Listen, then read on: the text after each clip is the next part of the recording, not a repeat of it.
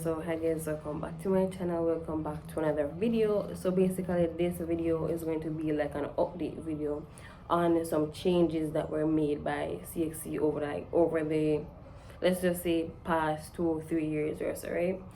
So basically that's what we're talking about. No, not all of these things I have full details about, but this is just basically what I've been hearing about the changes that CXC has been making. So the very first one is that when I did like HSB, CSEC Human and Social Biology, back in 2021. I think that was the last year that they did not have an SB, because before HSB did not have an did not have an SBA, no lab book or anything like that. You just sit the exam and that was it for HSB.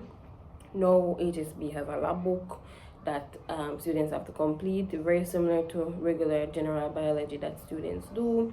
Now I did both general biology and human and social biology, and human and social biology did not have an SBA back then.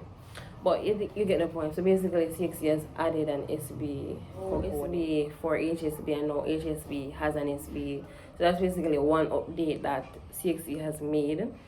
Then the next thing now is that they've started doing paper ones online, meaning on a computer.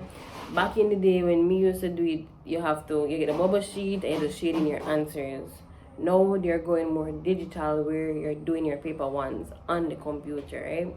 So that's another change that CXC has made, to start doing paper ones on the computer. And recently I've heard of another change that CXC has made, and it's basically almost like to divide up the CSEC, to divide up the CSEC mathematics syllabus. So it's almost like they want to divide it up to make it more accessible or more achievable for students. I don't remember the exact categories, but that they would break it up like high school, maths, or advanced. But basically, then break it up, right? And I feel like I'm going to put the article, because we read an article about it. I'm put the article down below so you can go and read about these changes that these changes that CXC has been making. I think it's something like targeted education centered or something like that. But basically, they're separating the syllabus into different modules, and if you pass this or pass this, you can get some kind of qualification for it to say, okay, you master this section of it, if you know what I mean. So yeah, so basically that's what CXC has been doing. And then another thing that I've seen recently is that they want to incorporate AI into, I guess, the SBs to help students, but at the same time they don't want it to be a case where the students are using AI to basically write the SB or do the SB completely. It's more of to assist them, if that makes sense. And I'm going to put the article that I read down below with all the details. You can read it for yourself about the changes that CXC has been making. And recently, even me in university now, I've seen where, so basically last 3 years or whatever in our university, they were against AI. They were completely against AI. In fact, me never did even know about AI until like maybe 2023. We decided about AI, right? In a school and blah blah blah. But basically, they've started being more okay with it, because recently we do a project, like a group work or a presentation, and they were literally giving marks for incorporating AI into the presentation. And me said, these people always just say don't use AI and blah, blah, blah. No, they're giving marks to incorporate AI into your work. So now they want students to know how to use AI properly, not just use it to do the work, but just know how to incorporate it, how to allow it to help you and assist you, right? And obviously AI does have glitches, you know, like what I've come to realize. Let's just say, for example, something like ChatGPT. If you give ChatGPT like a small command, like a one sentence, and say do something, ChatGPT will do it, right? But when it comes to like the really, really complex things, you cannot ask ChatGPT to do it, because ChatGPT will make mistakes, and I've seen the mistakes. Like for example, I had like a bibliography, right? So basically I finished my work and everything, and I just kind of feel too lazy if manually change out all of my citations them to a particular writing style, like Chicago manual. You know, basically my citations in my bibliography, right? My reference list.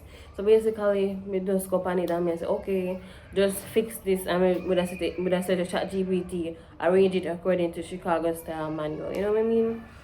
And ChatGPT couldn't do it. Like ChatGPT, like is it because me know how the correct format is?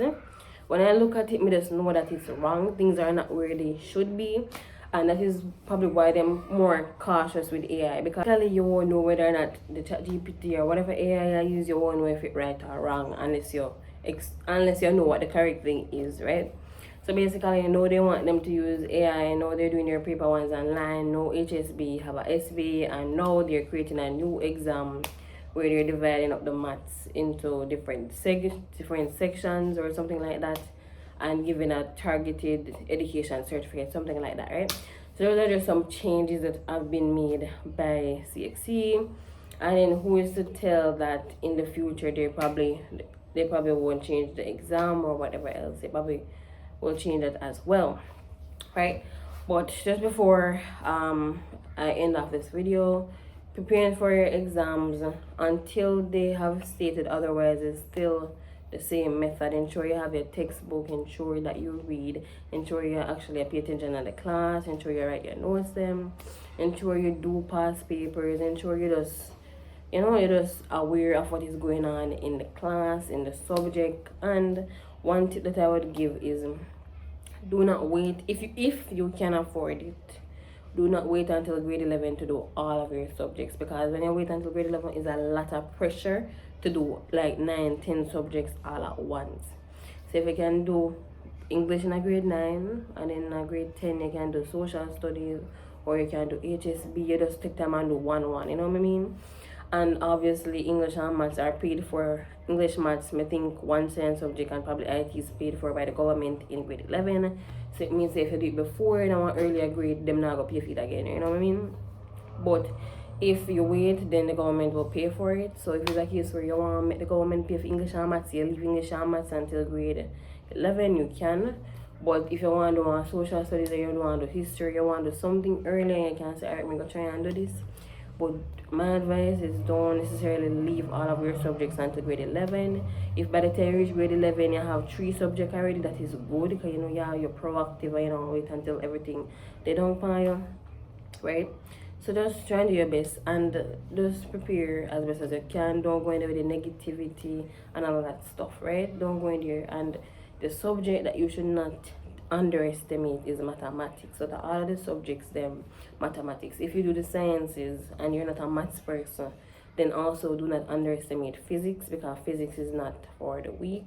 So physics and mathematics, both of them require a lot of mathematical skills. Maths, the different matrices, vectors, angle of depression, angle of elevation, all of those stuff you need to know. And in physics is also very technical, because it's not just knowing the principle or the definition, you have to know how to run the calculations as well. So get a textbook if you need help. If you don't understand, get a textbook. Just don't wait until the last minute and go panic and say, oh, this and all that. But just try to be proactive about it, right?